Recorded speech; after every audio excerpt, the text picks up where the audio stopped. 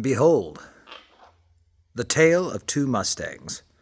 So I've got the 67 and I've got the 69. Two dream cars, the cars I've always wanted. Now here's the reality of it all, is the 67 I've had for 20 years. And I haven't driven it in 18 years or something like that. It's been a long time. I haven't really driven it since probably, 20 years ago, actually. I think I'm going on 21 years of having this car. And actually driving it on the road and enjoying it, it's been 20 years since I've driven it. But yeah, it's a full... I'm doing the entire thing. I'm doing it all right. I'm doing it all, in one shot. And when it's all said and done, it's got to be the way I want it. And I mean, that's how most people do restorations. And let's face it, I think that's how most people also do restorations, is they don't drive them for 20 years. And something I've been trying to share with my dad and my brother, who are car enthusiasts, and other people, is the reality that sometimes it takes that long and you lose steam when you don't get to drive your project. Bring us over to the 69. So I picked up this 69 Mustang for a great price. And it's rusty. It's a Flintstone car right now.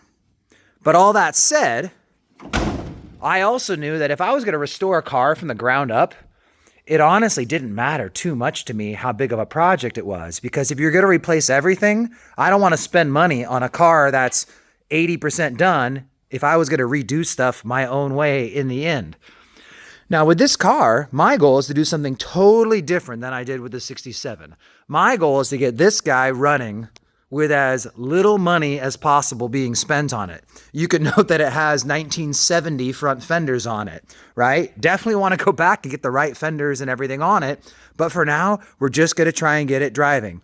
In here in the trunk, it looks like Swiss cheese. A little dark right now, but yeah, lots of holes. But guess what? I'm probably going to throw the gas tank back in and just drive it like that. Why? Because cars are way more fun when you can drive them. But here's my plan so far. I've got a 289. It's actually the 289 that was in my 67 Mustang. And a 69 didn't even come with 289s. But guess what? I rebuilt it. It runs. It drives. The guy who gave me this Mustang, he also tossed in a 351 Windsor, but it was missing some parts. And I didn't want to take the time and money fixing up the Windsor if it wasn't my long-term plan. Here's a C6. Here's a C4. The guy gave me the C4. I hope it works. I've got a rebuild kit for it, but I'm just going to slap it in as is. I might open the pan up and just check the filter real fast, but apart from that, I'm not going to rebuild it unless I have to. Why the C6? And if you'll notice, big block C6. So I had a 429, a 1968 429 Thunderjet motor sitting up at my parents' house. I plan to go and grab that.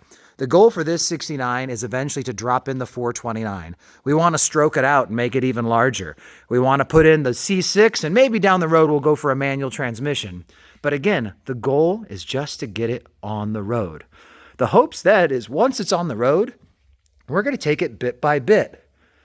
Got to fix one thing at a time. Maybe we'll spend a day working on the rear quarter panel, stripping it down to bare metal and getting some epoxy primer on it. Maybe over a weekend or 1 week or however long we find time to set aside, we will go and cut out all of the trunk area. I've got a brand new tail panel. I've got brand new inside trunk panels, back panel, front, whole back trunk area. I've got all brand new sheet metal. But we'll just make it a weekend project where we just attack that back sheet metal and then get it back on the road. The interior, I don't really plan on doing much of anything to the interior other than getting floors. We figured floors would be important. And getting the other major things that are needed, but even door panels, just waiting. Waiting until we're ready to hit the interior and then hitting the entire interior at one time much later in the game. We're going to drop the 289 in, hopefully get it on the road and moving. But once that's done, we're going to get the 429, make sure it's healthy enough to drop in there, and then we're going to get it put in place. And so it's just two different ways to take on a project.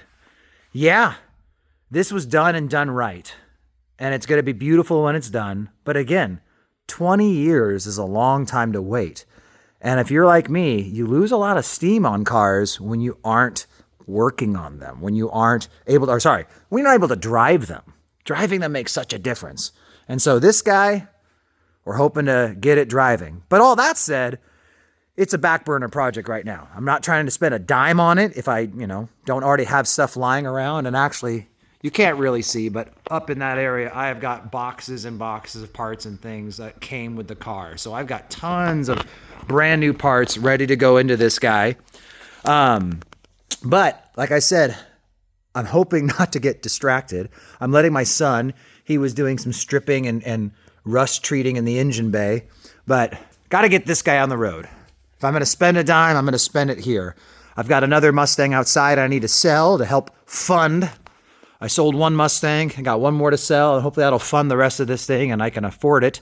But all that said, keep your projects on the road. That's my advice to the car enthusiast. As much as you can, keep your project on the road because it's fun to drive them. Even if they're clunkers, they're cool clunkers. So that's my 2 cents. That's my suggestions. And all that said, if you made it this far, I'm open to suggestions. If you got thoughts and ideas, let me know. I was able to find a really great deal on Kreitz custom headers that would go with the 429 so that they'll actually fit inside this normal engine bay. Again, I've got lots of replacement parts and lots of other used parts to slap in here. So I have almost everything I need. And if my brother will let me borrow his drive shaft for his Mustang that he has lying around, I think we've got everything we need in this car to actually put it on the road.